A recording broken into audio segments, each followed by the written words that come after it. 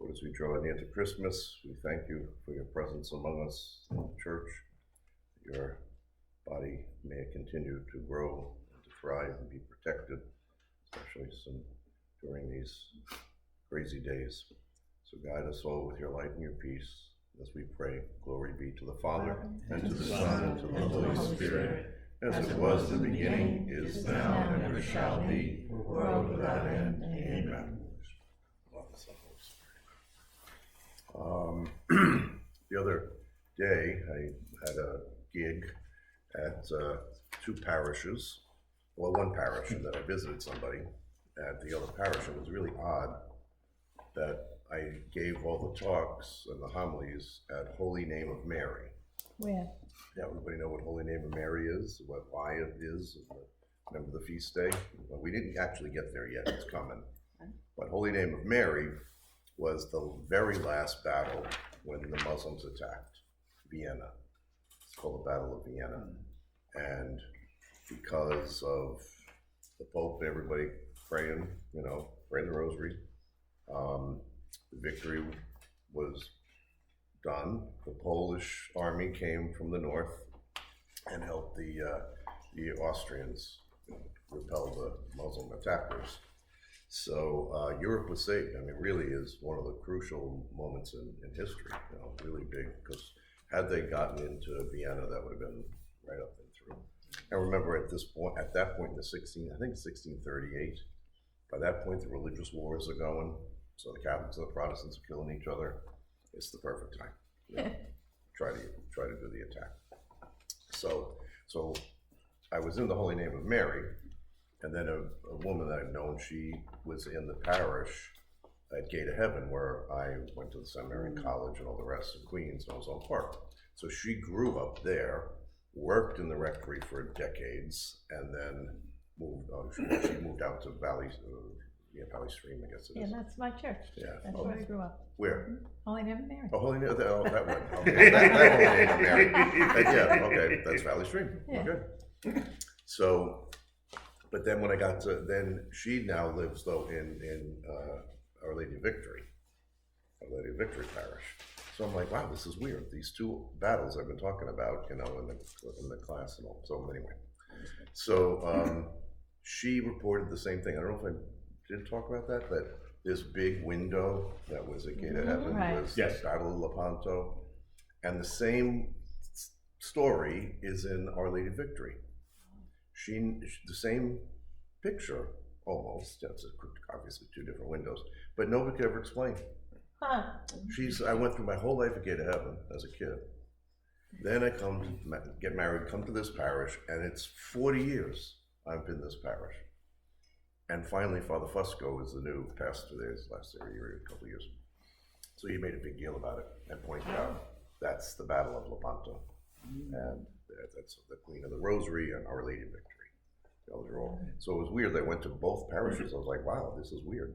And I just happened to hit the two of them, and I was like, that's fascinating. So what I was doing was trying to do like a little Advent mini retreat by an extended homily. That's what the pastor wanted. So I ended up talking about the John the Baptist story, because the readings were, Jesus asking, John the Baptist asking Jesus, are you the one, And so the whole idea of John the Baptist is that he begins his ministry after so much silence of God, no prophets.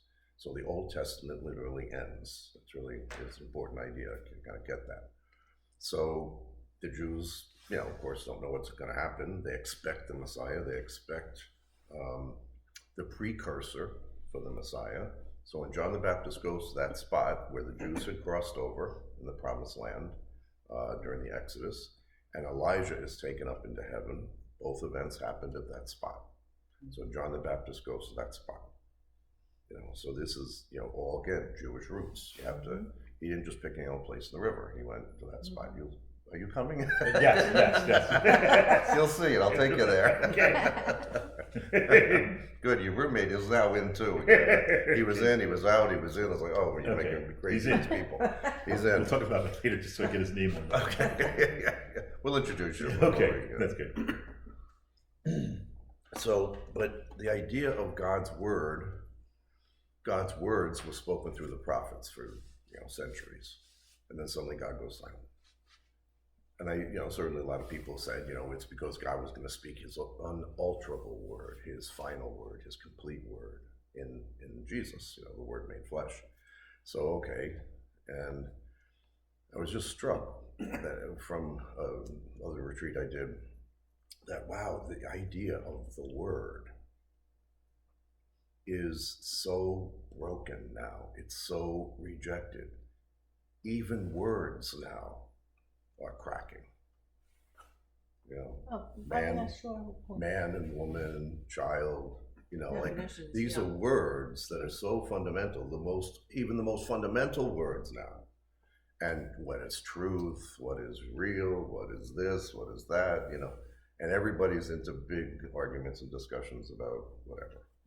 So we're in this place that's really confusing. Holy moly, it's really amazing. So, and then of course they tied it all up by saying, we do have the Word of God.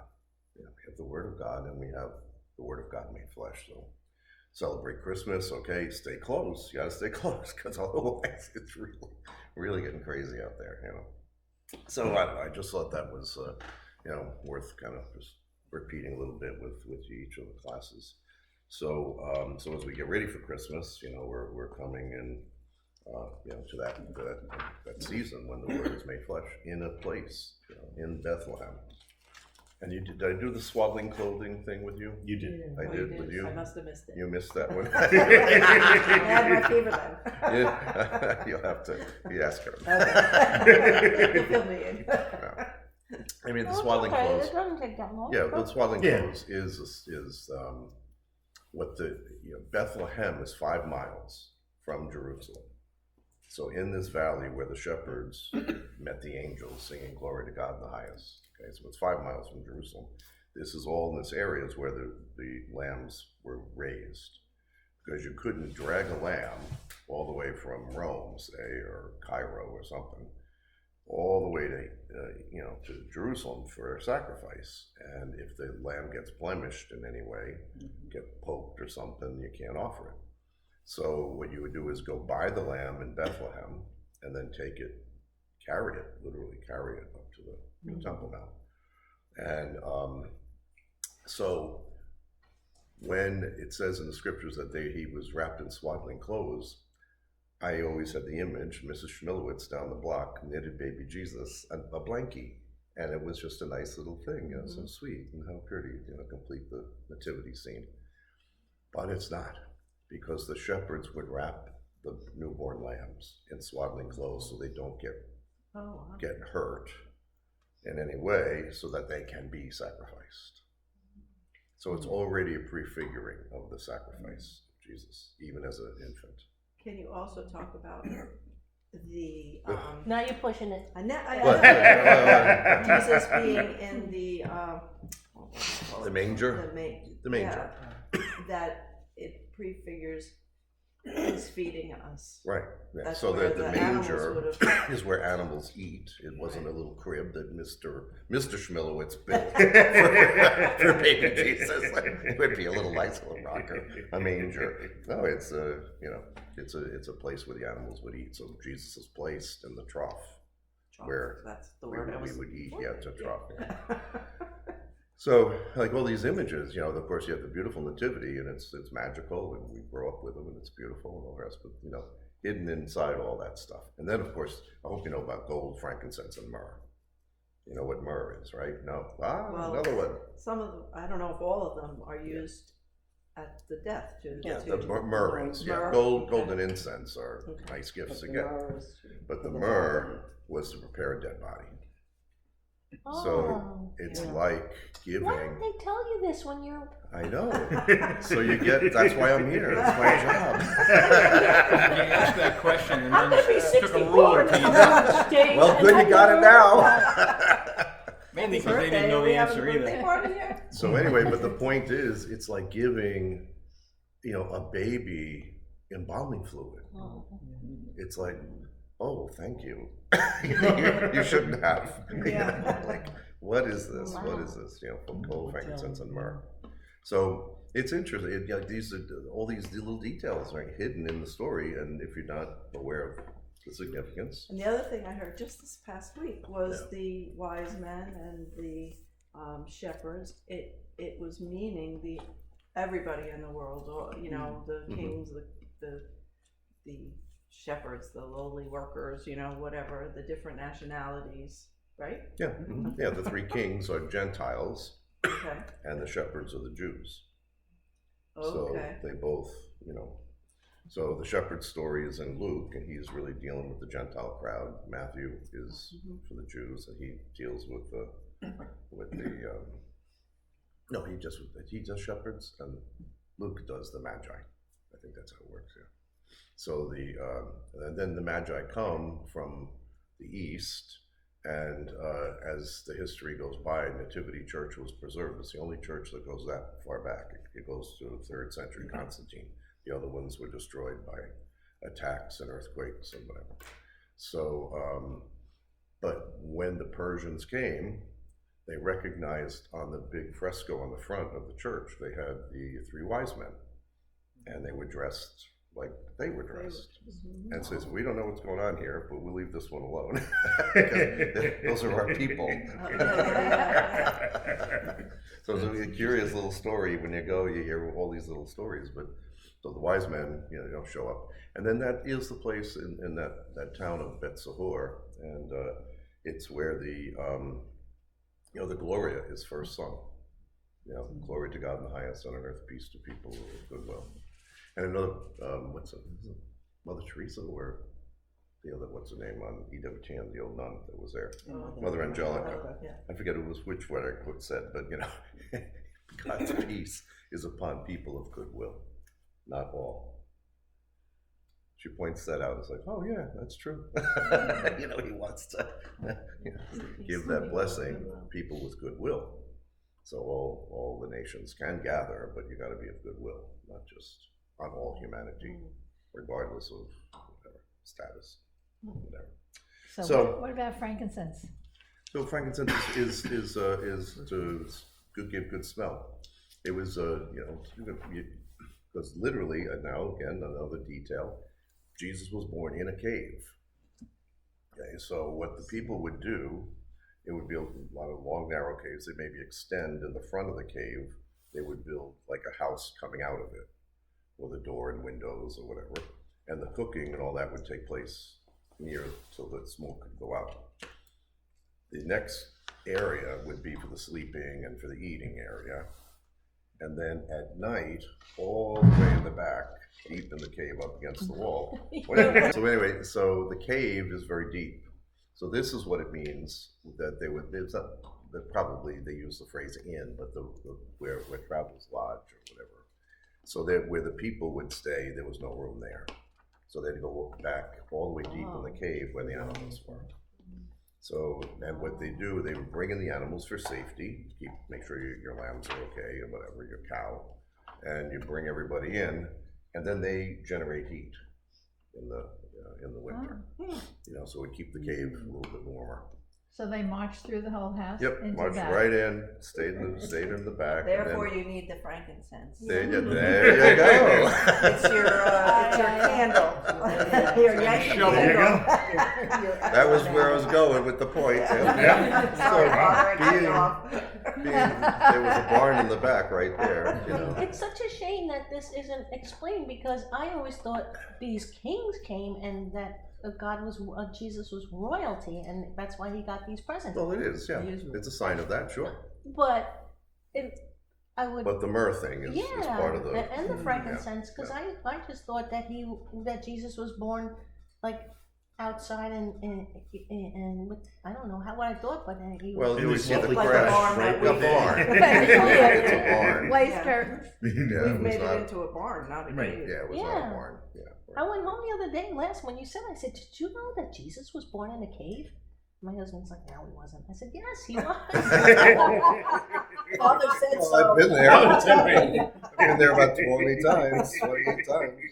There's the spot. That's what they say. So, and then just the other thing, one of the people I was talking on one of the trips, how do they know, where this is, that kind of attitude. I said, what mother doesn't know where her baby was birthed? You know, and she lives on 15 years at least, some after Jesus. The death and resurrection of the Messiah, and nobody's asking questions, like nobody's interested. It's a 5-mile walk to go to Bethlehem, and to be able to say, yeah, there it is. This is where it happened. So, and don't you think people would know, or want to know? Of course they want to know. You know, so the Christian community, you know, passed it down through the centuries, and so when it was time for Queen Helena, the mother of Constantine, to come in the 320s or whatever year it was, she came to the Holy Land for the first time and said, okay, show me the places, and we're building a church here, we're building a church here, we're building a church here, and it all, you know, it was legal now to build churches, and they would obviously stay. The Romans were not going to tear it down. So, so it was really, you know, it's interesting, you put all that into context.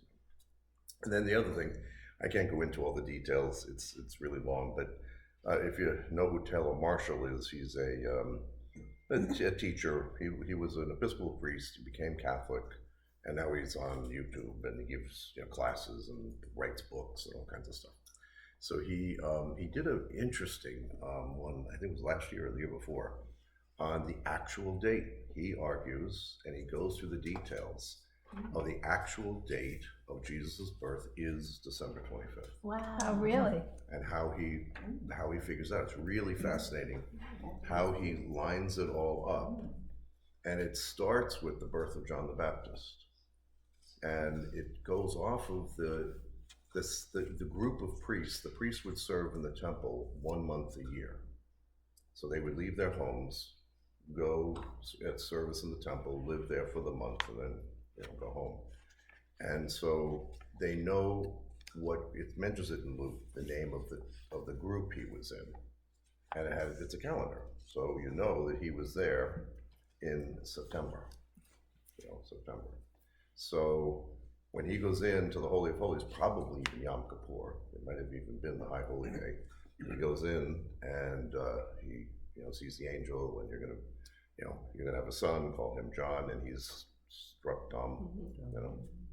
So he goes home, has relations at some point, you know, right pretty much after. So you count your months, and you get from 9, you go to 6.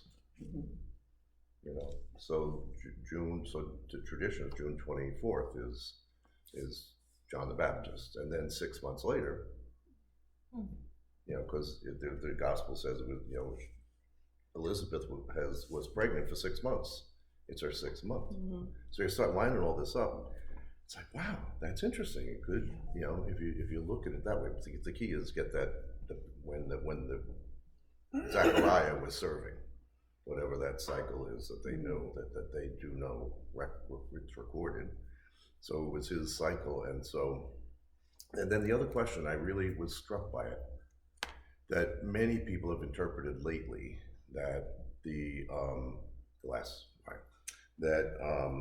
Jesus was probably born in the spring because the lambs were out there and all that stuff, and you know, so we don't know the date of Jesus' birth, and that the church made it up in a sense of choosing to compete with Santuarium, I think it was called, a Roman pagan feast that celebrated the winter solstice, so the return of the light. So they just kind of said, okay, in order to compete with the pagan feast, we'll make Jesus' birthday the 25th. And because it's, you know, connected to Santuarium or whatever it's called. So. But he said, if they were making it up, why wouldn't they just be precise with when the solstice happens? The winter solstice is December 21st. Right. Why would you take 4 days off of that? You know, move it 4 days. Why let it be hanging there on the 25th? Right, if you're gonna move it to Move it to the day to right. make it the true, you know, coming, the changing of, you know, the lengthening of the days and all that kind of stuff. I was like, wow, that's interesting. So the 25th, you know, so however that is, you know, in Jewish calendars and Roman calendars, that would be kind of an interesting thing too, to even examine what day it was on the, you know, the Jewish calendar. Actually, you probably could figure it out. Gotti would figured out. So anyway, so that if you want to see that video, it's really, look it up, and it's the date of Christmas. So. Who was the person? Taylor Marshall. And one of the wise men was African American, correct? Yeah, they were from the east, so they were, wise men. They're from Babylon, so Persia, from Persia, out that way. So mixtures of people. So anyway, that was kind of fascinating. I thought it was really. I wanted to do a little Christmas sidebar before we go back to the finish of the Council of Trent here. So, okay, so back to, we're on page 498, and what he's doing here now, the next couple of pages, we'll kind of just summarize a little bit of who these folks are.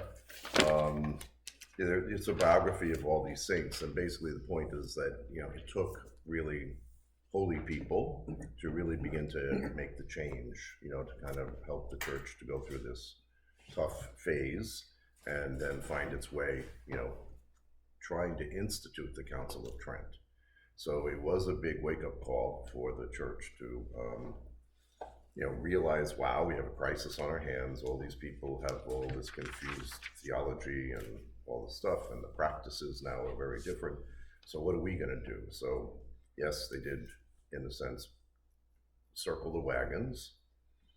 And some people have said, maybe that was okay for the time, but really not a whole lot did change until Vatican II. So that's 400 years or 300 years of 350 years, whatever it is, of wow, here we are. This is who we are. This is real clear. And now, there's some good things for sure that happened, but maybe not so good things. In a sense, we have, obviously, it's not the golden age at the moment of the church. We are making more martyrs, though, than ever before. Maybe that's Why do you say that? Well, churches are closing, religious orders are closing down, everything, is kind of weak. Church attendance has never been weaker. So we have to wonder, well, what happened? Begin to start really searching out what happened. So the modern world and the church. And I would love to, like I said, I mentioned it, I don't know, some of the classes, that I'd love to get a study group or something that would work on doctrines, like which came first, the chicken or the egg? The church is changing, kind of help the 60s really get going and rocking and rolling, or was it the rocking and rolling that got the church going? Which affected what, and how things are at this stage of the game. So, certainly we need to have those conversations. What works and what doesn't work. How come? So one of the things he's going to get into, Peter Canisius, yeah. He does catechisms. Hello, catechisms. Oh boy. So he writes an adult catechism, a student catechism, and a children's catechism, and it lasts for centuries. This was until what we know is maybe the Baltimore Catechism. The Baltimore Catechism came along and was very influential, in the church. So so this is one of the insights, of course, the council is that people don't know the faith. And so when somebody else comes to town and starts saying this or that, they go with it, or they're confused by it, and so he prepares them, and they last for centuries. So we do have the Catechism of the Catholic Church. It's a big book. It's thick. It's well written. I've never read the whole thing. I've read pieces of it. In places like this, you get to read a little bit, or chapter or whatever. And just when I was in the seminary, it came out in 1990, somewhere like that, 89, 90. And so even the professors it was new, so we didn't really deal with it a whole lot in class.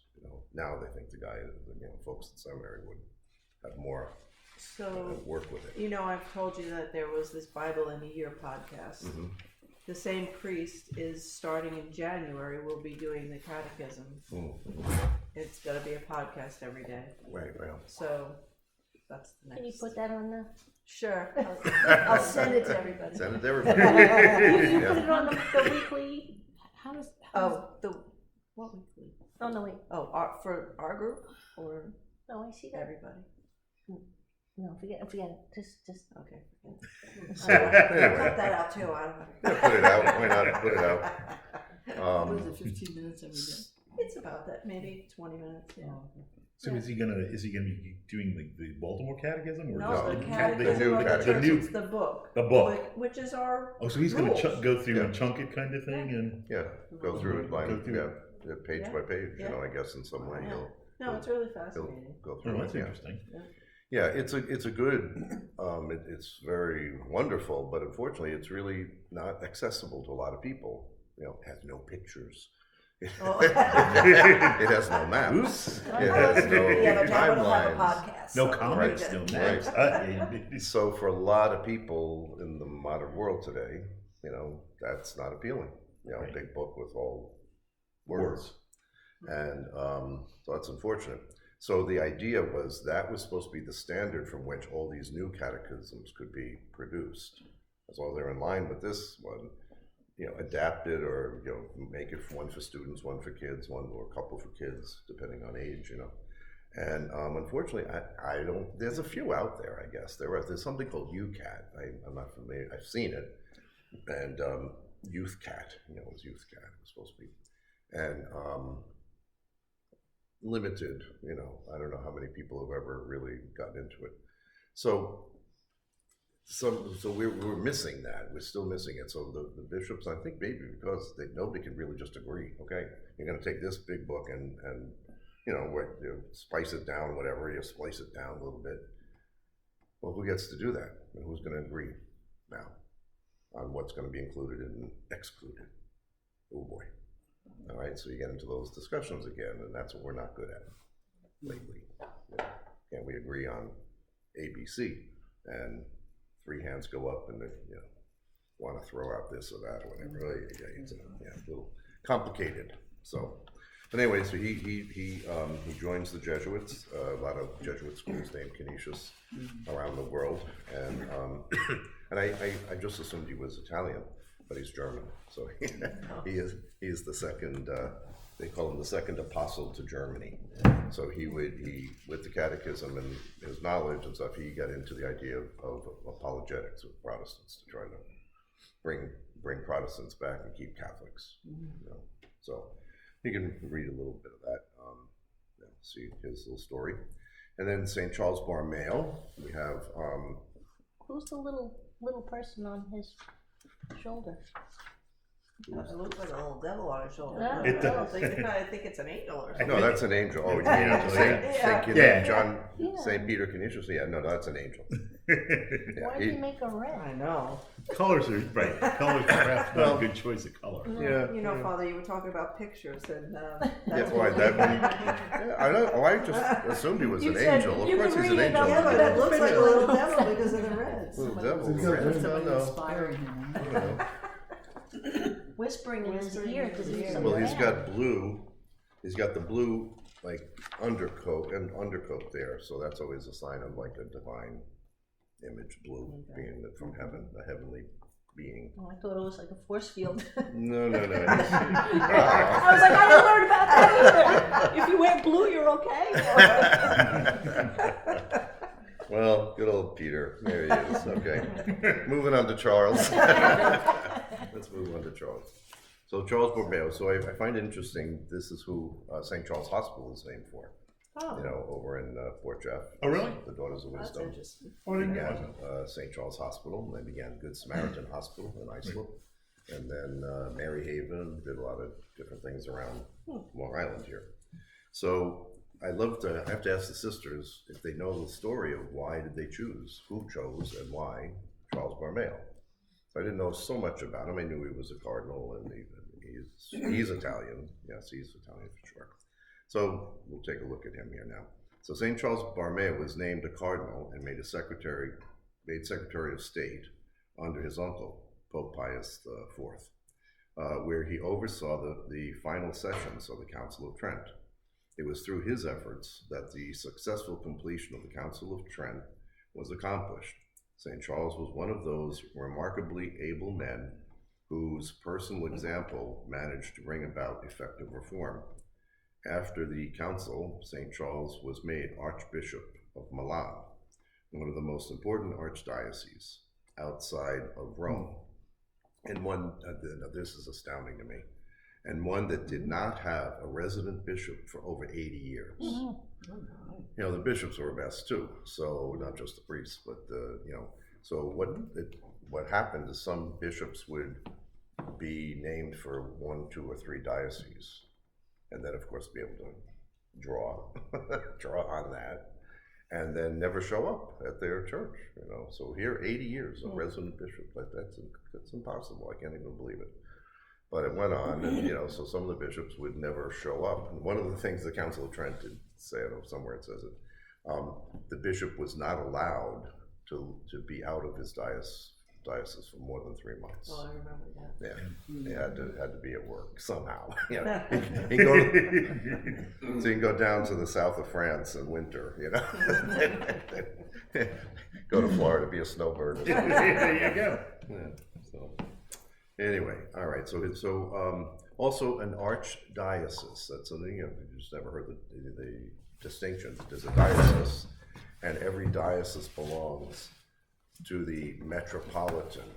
He's called the metropolitan, so that's the archbishop. So there's an archdiocese, and they kind of oversee a couple of dioceses. Now in New York, the Archdiocese of New York oversees all the New York dioceses. I think there's 6 or 7.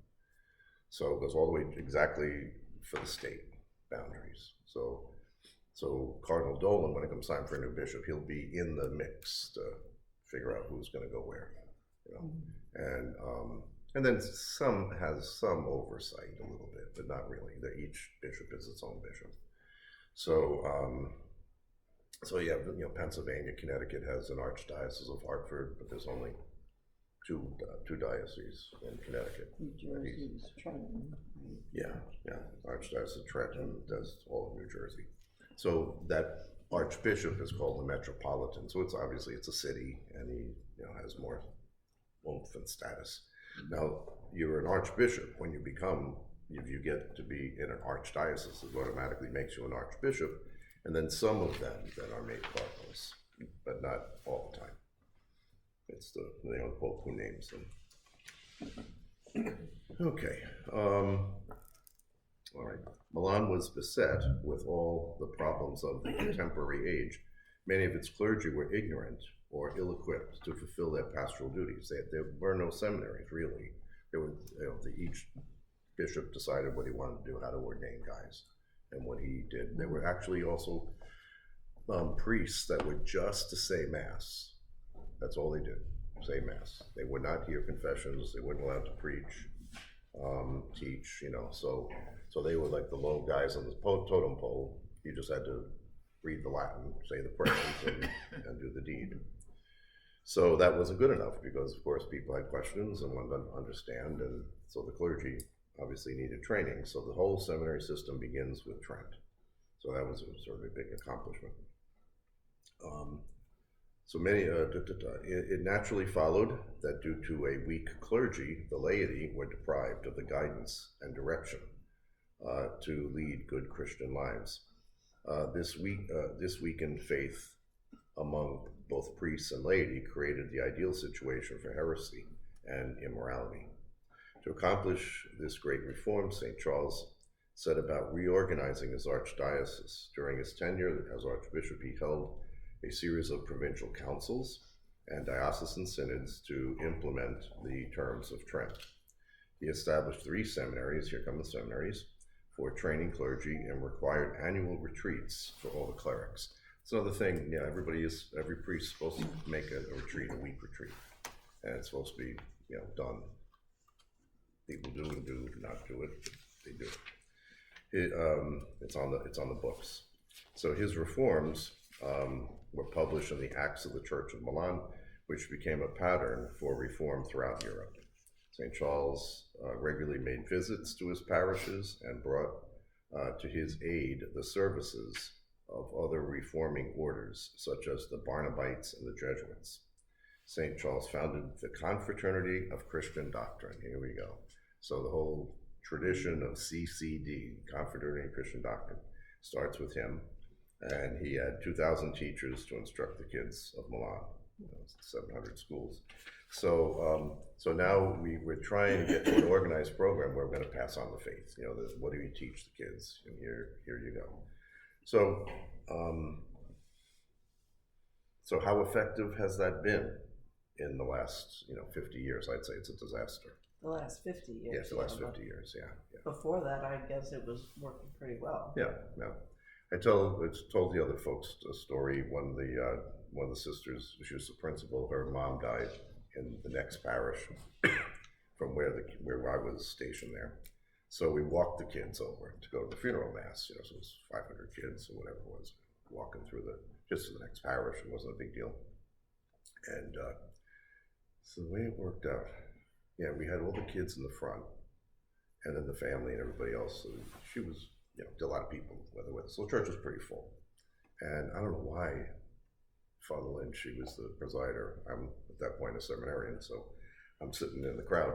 And he said something, like the meaning of life, and she was a true believer and participated in the church, and She knew her faith, she lived her faith, and she learned one of the most important meanings of life. And there was the question, who made you?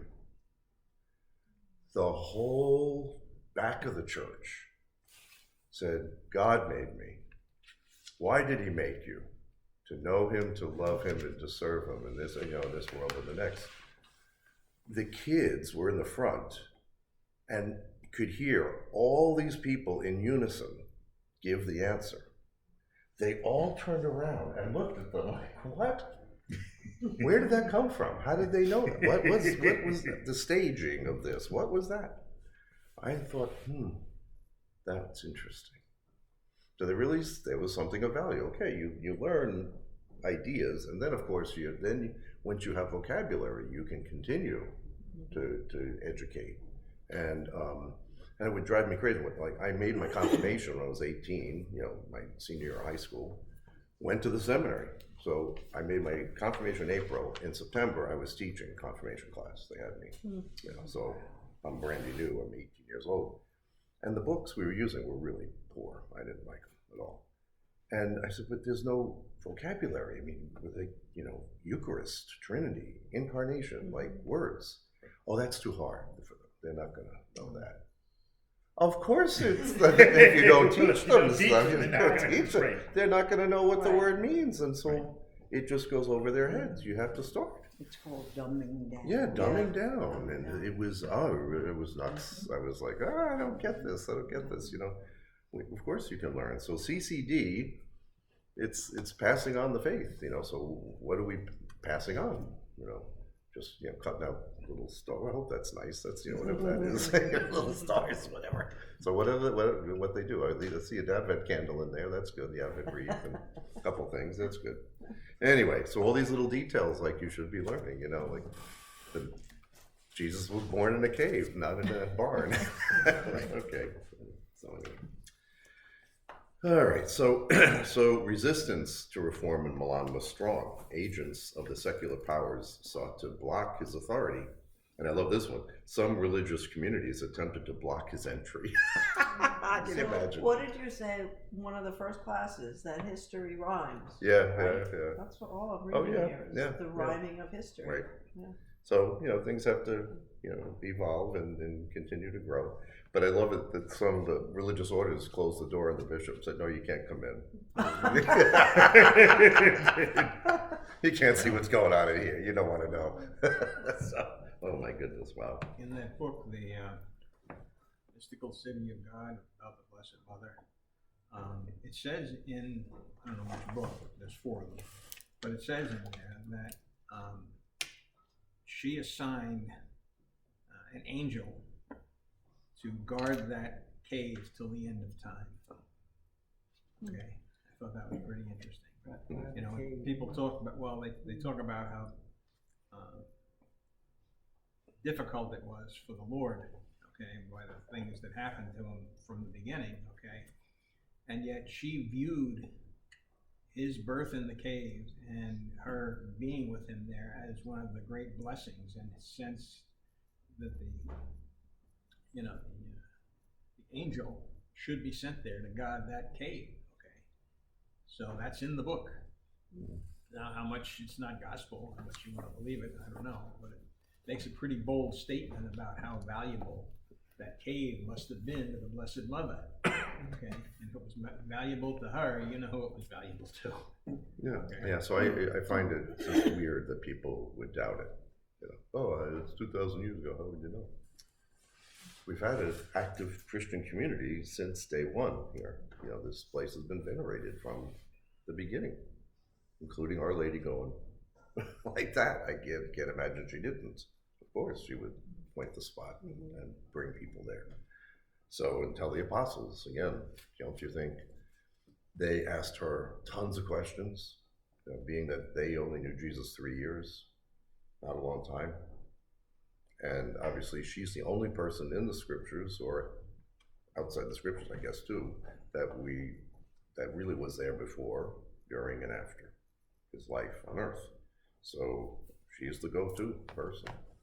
There might have been other relatives, we don't know that, you know, other whatever, but anyway. Have you been to the cave, Father? Oh, sure, yeah, many times. And yeah. what is it?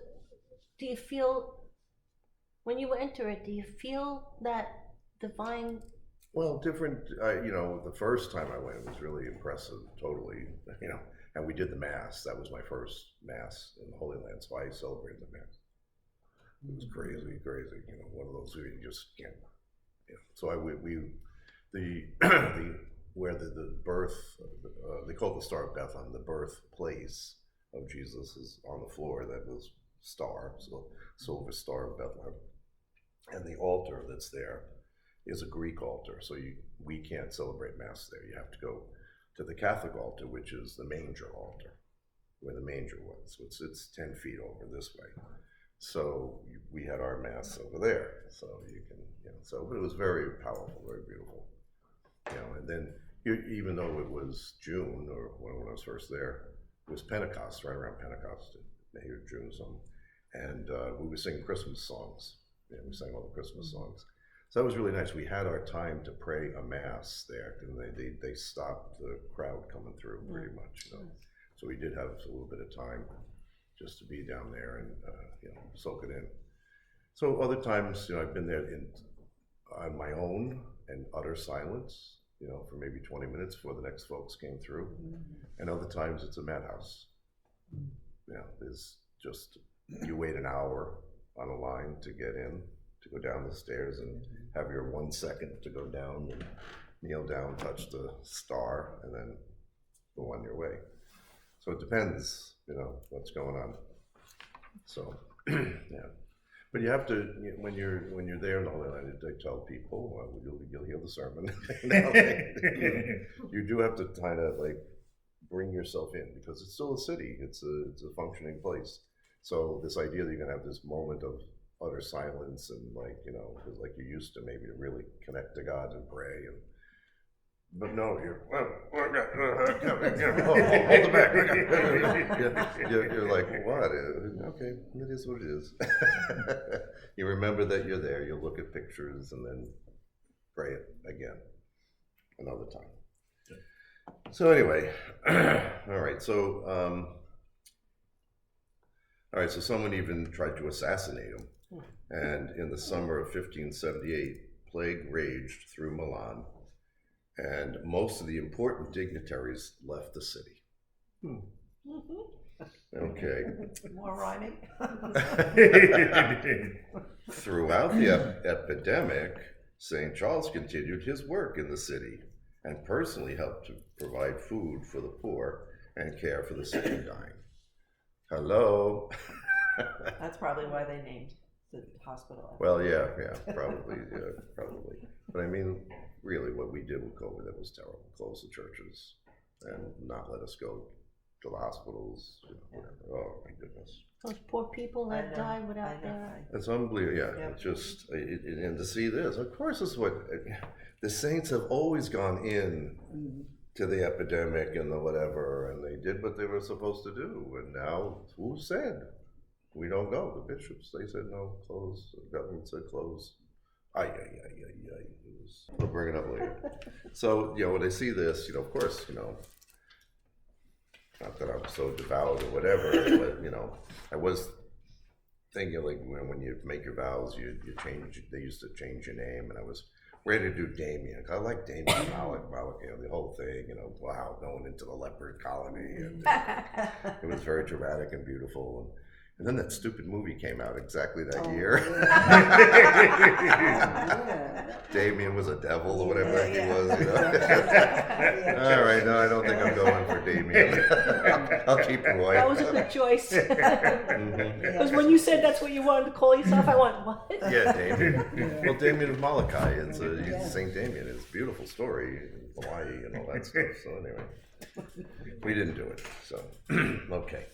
So the reforming of orders. So that's certainly another big piece of the story, has to get the old orders that have already been in existence for hundreds of years to, reform them. So Theresa of Avila and Philip Neri are helpful for that. Equally important to post-Tridentine reform was the need to revive the old orders. The renewed spiritual example of monks and friars would help influence the reform of diocesan clergy and the lay faithful. This reform especially prompted monastic orders to return to their original spirit, expressed in a serious practice of prayer and penance and a strict observation of the evangelical counsels through vows of poverty, chastity, and obedience. The Ecumenical Council of Trent provided invaluable support for the renewal of the older orders and the establishment of new regular orders created to serve the church in its task of reform. Sometimes referred to as the reformer of Rome, St. Philip of Neri, helped to bring back a spirit of piety to the Eternal City. St. Philip founded the Oratorians, a congregation of secular priests who dedicated themselves to the spiritual formation and support of the clergy. So oratories are like, they can be a parish, I guess, too, but they really are a group of priests who come together to assist other priests, in spiritual direction, confession, and hospitality, fraternity, all kinds of stuff. So you can go to the oratory and you can join them for whatever, they're supposed to have an open door kind of a thing, any clergy can kind of hang out. So that's absolutely important, necessary. So they were all over the world these days, So for 40 years, St. Philip helped restore Rome as the central city of Catholicism. In 1559, one of the first Protestant works, he came out and he had somebody write. So what the church starts to do now is really, try to prepare itself now to be more assertive or whatever, I guess, to come back at get these catechisms going, get apologetics going again. How do we teach Catholic faith and meet the Protestants in these theological discussions and be able to do it? Okay, so then we get to Theresa here. So a spiritual resurgence took place in the wake of the Tridentine reforms. Now this is interesting, it's going back to the differences between Catholic and Protestant theology and anthropology. So in place of the pessimistic outlook, toward the unworthiness of man, the denial of free will, and the belief in the futility of good work, good deeds, there came about an optimistic spirit that placed trust in the goodness of human nature and in the beauty of the human soul. So as Luther and Calvin said, we've sinned, we're without Christ, human nature is totally shattered, we can't do good works, we're pile of doo-doo, all that kind of stuff. So once the spirit kind of returns with Theresa of Avila and other people, they are really starting to take the church and people on the real spiritual journey of elevation and sanctity. There's a beautiful statue, you can look it up online somewhere. It's in some church in Rome, I don't know where it is, but the ecstasy of Saint Theresa of Avila. It's an amazing thing. She's like, just in this whole, whatever, she was on whatever level she was on. And so this becomes real part of a lot of the saints of the day, so that they're really showing how humanity is meant for heaven. We're going to take our flesh with us too. That's the whole point of the resurrection. And so we are destined for heaven if we are in the grace of God. So free will is part of that story, and God's grace is part of that story. But the Protestants are just going to say, well, it just happens. God's going to do it for you, and it comes on you, kind of a thing. And it's depending on the Protestants. That's all different kind of opinions there in all these different places. But so the idea of spiritual growth has really become, like she starts writing. A lot of people are writing the spiritual journey, start talking about their biography. I went through this, this is where God led me here, God led me there, the Spirit led me here, and now follow me, kind of stuff, So, okay, so as a young Carmelite nun, St. Teresa, her early life was racked with serious illness, and she suffered from failed medical treatment that reduced her health to a pitiful state. Through her suffering, St. Teresa began the practice of mental prayer and meditation and became immersed in God. She was granted a series of ecstasies from God and gained a great reputation among those around her. Believing God wanted her to found a convent of perpetual prayer, she established the Discalced Carmelites. Within her lifetime, she founded 16 houses for her new order. Now, she's from Spain, too, just to give her the country to belong to. St. Teresa wrote magnificent treatises on the interior life, have been part of the patrimony of the Church's spirituality, including The Way of Perfection, Foundations, and Life, her own biography. Paul VI proclaimed her a doctor of the Church in 1970, and Therese of Avila, along with Catherine of Siena, Therese of Lisieux, and Hildegard of Bingen, is one of the 4 female doctors of the Church. St. Therese, Teresa, her feast day is celebrated October 15th. So, we went to her convent, went to her home, and when we did our pilgrimage through Spain, and that was really, really beautiful too. So I got some nice little icons I just put up today, actually, in my little apartment. I got all my little places where I go. I always get the idea that if I go to a shrine, a saint's tomb or whatever, the birthplace or the death place, you can get a little picture of them, a little icon or whatever. And I bring it to the spot, and do a little prayer. And sometimes I'll take a picture and say to remember that I was there. It's really cool, be able to go to all these places. So they actually have it in Teresa. They have her arm. I don't know why, but they have her arm, and it's on display. And you can see parts of it it's gold and stuff. So you can see there's something in there, and it's an arm, but. I don't know, that was pretty... In Rome or in Spain? In Spain, yeah, in Spain. So the relic is there. And then the next day or two or something, we were going across this medieval city. I enjoyed the walk to see where we were, but the guide says we're going to see, we have all this effort. What are we going to do next? She says, well, we're going to go see Teresa's finger. So what I want to see a finger, I just saw her arm.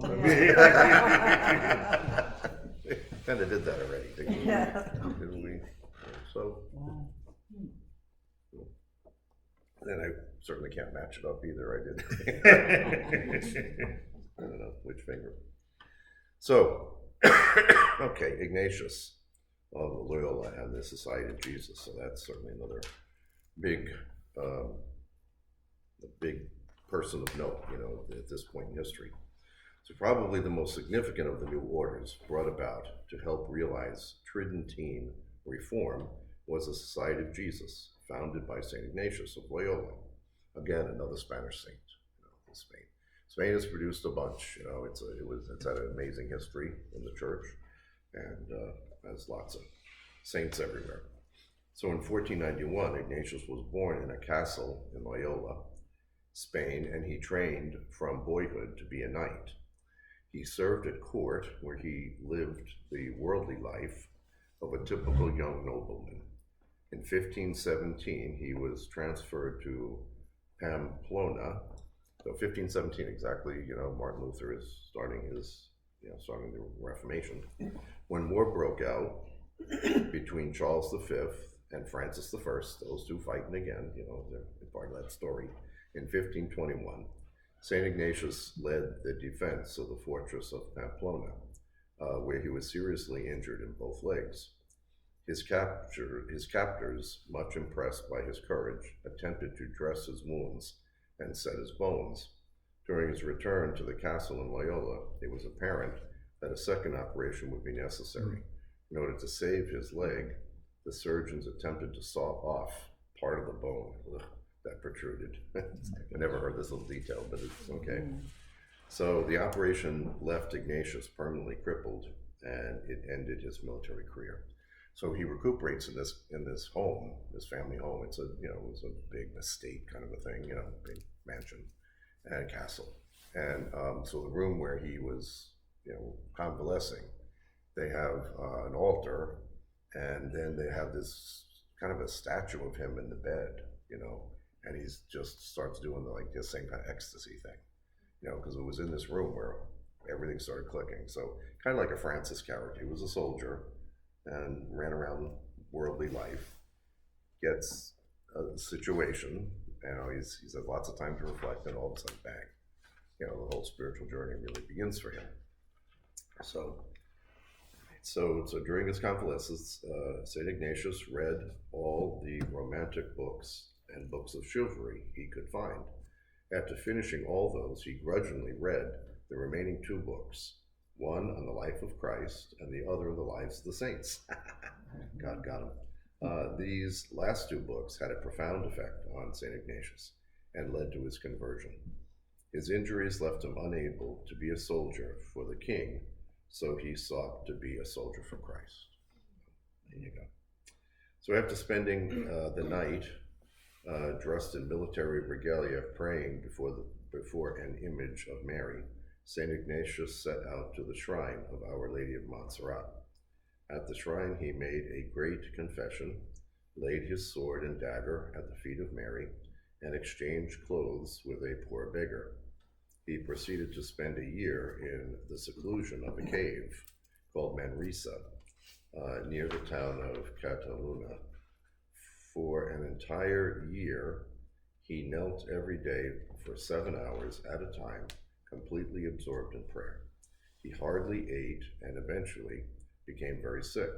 Despite his physical discomfort during his year in seclusion, St. Ignatius realized that God had called him for a special task.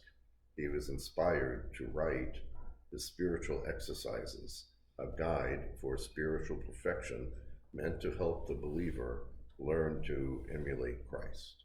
So have you ever heard of the Spiritual Exercises? No. Yeah, okay, so good. So you're familiar with. So you can do kind of a Jesuit style retreat, in a weekend, but it's really, what they usually tell you, if the regular one people do is an 8-day. Everybody kind of does the 8-day retreat. And it's something about 8 days. I don't know, it does take a few days even just to begin to quiet down. Day 2, day 3, day 4, now you're starting to get there. But if you're really going to do the deed, it's the 30-day retreat. That's a whole month. Yeah. So they suggest you do one in your life, one of those things, for 30 days. So people have been doing it since Ignatius now, and it's amazing. He's got the Lord. It almost reads like scripture almost. You read the exercises and it's like, wow, you can see the movement of the Spirit, as he's taking you through the weeks as they go. And I never did the 30-day. I've done a bunch of 8-day. And then one of the practices that you do that really blew me out of the water. When the first time I was a novice, I went on an 8-day retreat, and using the imagination to put yourself into the scene of the gospel, that is unbelievable. Now, that doesn't just happen. You have to work at it. And normally what you do is like 3 periods of prayer a day, maybe 4. And it's for a solid hour. You have to do the hour. You sit there the whole time. You're supposed to. I did. A few times I didn't. I mean, I just was like, what is this? This is crazy stuff. And so the director will give you a passage. Now, you don't talk to anybody, and meals are in silence. You have people at different tables, so you're not really, you can say pass the salt, but if it's crowded, but that's it, and you really don't try to deal with anybody. You're on your journey. I don't want to have to think about it, if you're going through anything, So you're just really in your own little place, and you go talk to your director for maybe half an hour every day. And then you have, of course, the prayers, the office, and then the Mass. So you go to that, and you're talking at Mass. You're saying the prayers and singing or whatever. But the rest of the day, you're really on your own in silence. And so it takes a few days to kind of wind it down. And then the first time I, heard this idea, like she's telling me that, like put myself in the scene, and I was like, what is this? This is like, what you think stuff in your head? And oh boy, it starts lighting up. So one of the scenes that was the first time I really got into it, I'm in the boat with Jesus, and it's the rocking boat, the story of the calming of the storm and all this. And so I'm trying to really do it. It took a few days, to all right, I'm going to try this. So I'm in the boat, and suddenly I really think, wow, I feel the crease of my legs on the plank of the wood. I like feel that. Feel it, like kind of rock it. And she says, use all your senses. Imagine the smell, imagine the sounds, imagine this. So part of the story begins with, now I realize Jesus is sitting there in front of me, but I can't see his face. He's got his hair. So this isn't in the story. I'm like, what's this about? Why can I'm supposed to see Jesus' face? That's part of the story. I want to see your face. Like, how come I can't see your face? That became the theme of the whole retreat. Seeing the face, seeing his face. Where do I see his face? So the Spirit led my mind, in a sense, not to see his face.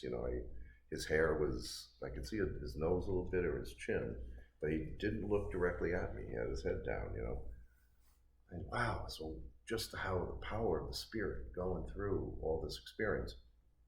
I got to the last day, and then I really went through a hard time. It was really, why can't I see your face? What's wrong? What's happening? Why can't I see you? It was, wow, it was a big deal.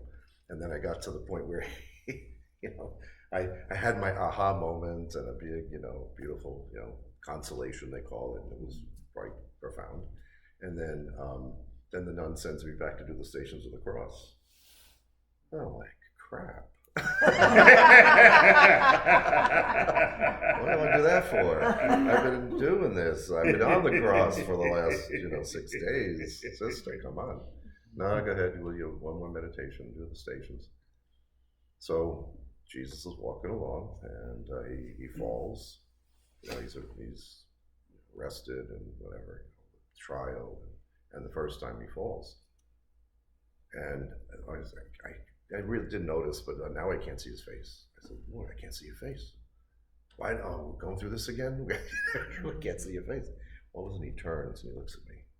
It's my Father. Oh. And I went, oh, that ain't right.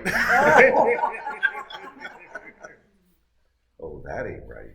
So see how, your personality and the Holy Spirit and your history, and so you have to ease into it, gently, but it's spectacular.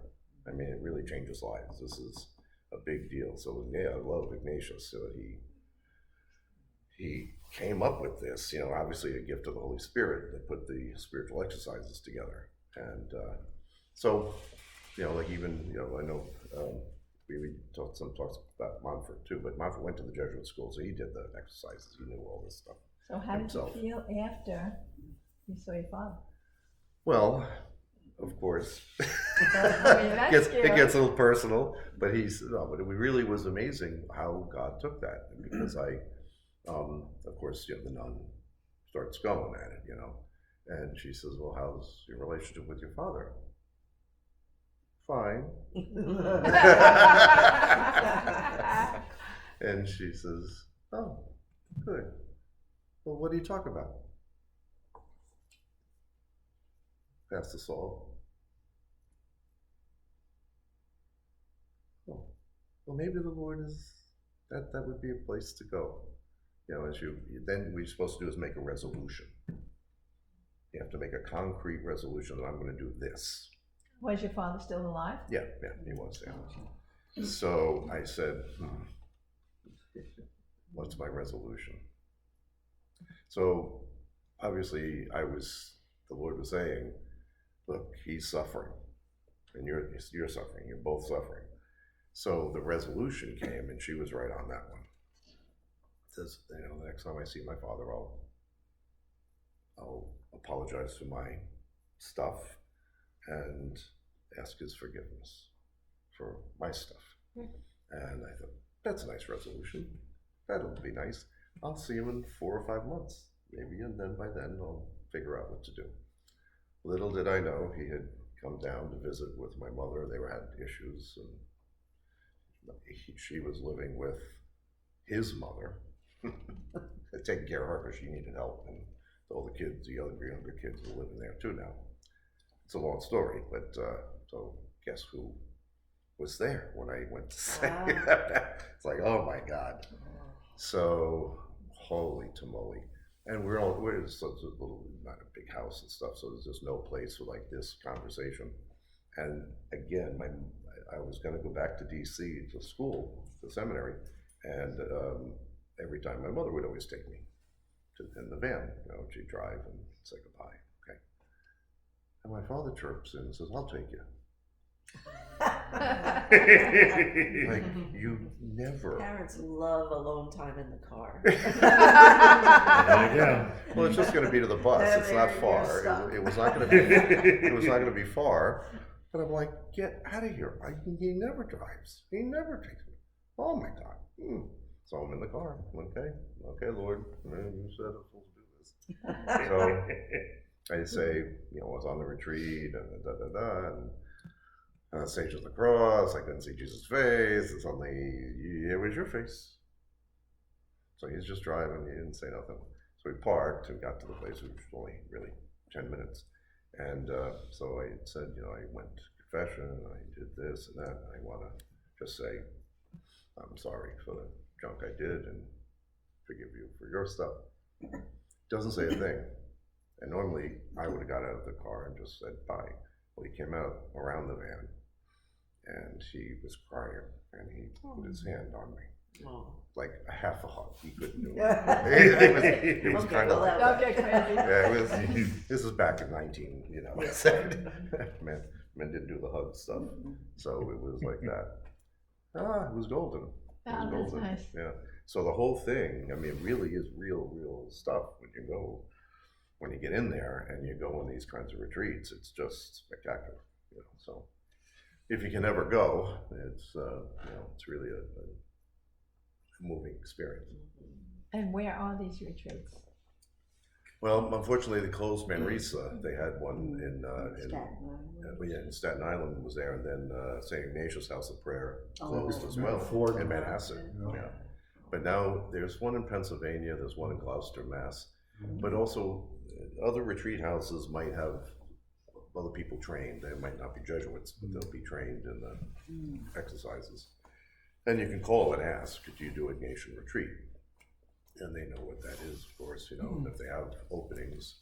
But the place up in Gloucester, that's still active, Gloucester, Massachusetts. It's beautiful on the ocean. I never went retreat there, but it's a nice setting. I dropped somebody off once. So it's a beautiful place. And then you go there and do your 8 days. Yeah, the one in Staten Island, is that right across the bridge? Yeah, it's close, but I think it's gone now. I think they closed Where's that the too. highest point on? Yes, it was. Yeah, it's I Hotel went was there up for a there. retreat. Yeah, Yeah. somewhere. I forget Manresa was the name of that place. Mm. Yeah. So anyway, but you know, he really made a big impact on millions of people through the centuries now. So one life, it's amazing. You know, this one guy really put it together and influenced, you know, all this. So thank you for sharing. Oh, amen. Yeah, well, there's more to that story. I'll leave it all in there. A lot more. I can go on forever. Family But has a story. Yeah, exactly. Yeah, everybody's got that. everybody's got a story. So St. Ignatius left his sanctuary to study at the University of Alcalá in Barcelona and eventually went to study at Paris. Already 40, St. Ignatius was unimpressive in appearance. He had a severe limp, was a poor speaker, and was not especially brilliant. He did, however, have a high capacity for work and a serene and self-controlled temperament. His spiritual example alone began to attract a number of followers. On August 15, 1524, St. Ignatius gathered 7 companions from the Sorbonne in Paris to climb a mountain, on top of which, in a small Benedictine chapel, they made a vow of poverty and selfless service to others. St. Ignatius of Loyola feast day is celebrated on July 31st. There you go. So, Pope Paul III approved the new order founded by St. Ignatius, known as the Society of Jesus, or the Jesuits, with the bull, whatever, okay, anyway, Latin there. St. Ignatius of Loyola's spiritual exercises was a guide for the Jesuits, who were growing in number as a response to the rising militancy of Protestantism and Calvin's institutes. The new Jesuit order added a vow of obedience to the Pope himself, to the traditional vows of poverty, chastity, and obedience. The order became characterized by militaristic discipline and total availability to the service of the church and the poor. Wherever the Pope sent them, they would go. Jesuits soon became involved in every facet of the church's ministry. They served as nuncios, theologians, professors, and missionaries. They were sent all over the globe, especially to the wilderness of the Americas and Asia, to spread the gospel. The Jesuits also suffered persecution in England and other Protestant countries. For the next 4 centuries, Jesuits stood out as exceptional servants to Christ, the Church, and the Pope, leading the world as saints, martyrs, intellectuals, advisors, and confessors. So, of course, in all the universities that they began to, build all over the world too. So it's quite a collection. They are the biggest men's order, a single order. Now the Franciscans would outnumber them, but they're all in different communities, so different orders really. But they all share the Franciscan spirit. But the Jesuits are the biggest single order. I think there's, 6,000 or 8,000 maybe in the world now. I don't know. I have no idea what the number would be. But, they're. So, and of course, Pope Francis is the first Jesuit Pope that we've had. So he's a Jesuit himself. So, and then whenever it's interesting if a religious order priest is made a bishop, he has to cut ties to his community. The friendships still go on, but like financially and all the rest of that stuff, he's now separate. So the Pope isn't considered a Jesuit anymore. Yeah, right, yeah. So he can't, right. He doesn't affect Jesuit politics. Well, he still does, but Okay. But he's out of the order and then does no jurisdiction there. So bishops, they become like diocesan clergy then. They really belong to their diocese. Okay, it is already time. Okay, so. All right, so the conclusion. Now, the other thing, just wanted to show, you can take a look at all this augmented stuff, but the one I want to point out is vocabulary. I always think vocabulary, like I said before, is so important. There's a page here, so the vocabulary. Now, even these study questions, I don't know if I could answer them. Oh my God, some of them are pretty. All right, anyway, I don't know, I forgot that part. And then you have some catechism stuff here. Some quotes that kind of pertain to what we've been talking about with Trent. And so next time we'll get to the wars of religion. Here we go. Chapter 14, wow. Fun with all that, So we'll meet again on the 9th, 10th, the 11th of January, okay, the next time. And anybody interested in going to the dinner? Anybody? Yes. You're gonna go? I'm You're Yes, gonna I'm go? Oh, gonna good. try. All right, so get your ticket, go online. Yeah, I'm not sure I If- know how to do that. If you get, yeah, How do you get the ticket? it's online. You can buy the ticket online. And we prefer if you do it because then we have a real number, I know. So Monica will get yours. Yeah, you just give her the money and she'll Okay. buy the ticket. Yes, yes. That'd be great. Oh, that'd be wonderful. Yeah, so you can, Yeah, that would be so special. good.